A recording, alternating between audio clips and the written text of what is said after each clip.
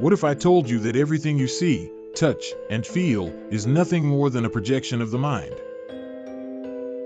This idea isn't new.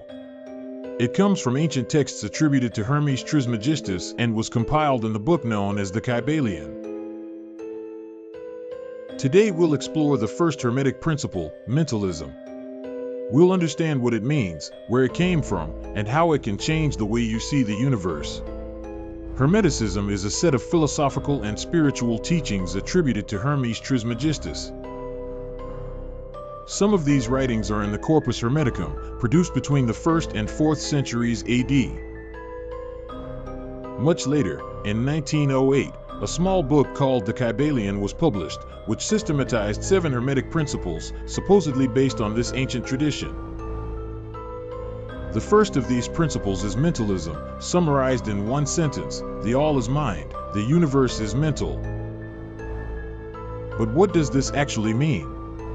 Mentalism asserts that the universe is not merely physical or material. It is, first and foremost, a mental creation. Just as a work of art is born first in the artist's imagination, or an invention first emerges as an idea in the inventor's mind, the entire universe would have its origin in a universal mind. This mind is not individual, not the mind of a specific person. It is a consciousness that encompasses all things. In other words, everything that exists would be a projection or expression of this cosmic consciousness.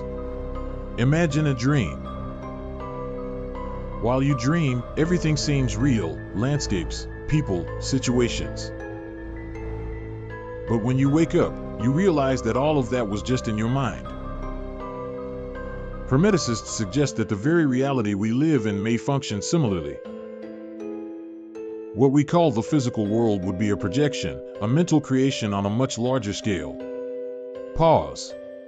This doesn't mean that matter doesn't exist, but that matter depends on T. If everything is mental, the power of thought is much greater than we imagine. The Kybalion speaks of something called mental transmutation, which is the ability to change internal states, emotions, and even external situations, changing the way we think. For example, when you're in a state of pessimism, you tend to attract situations that confirm this view. But when you change your focus, your way of thinking, the reality around you also begins to change.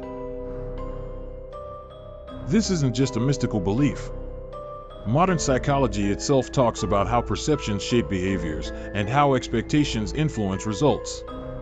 The principle of mentalism invites us to reflect: if the universe is mental, we are also part of this universal mind.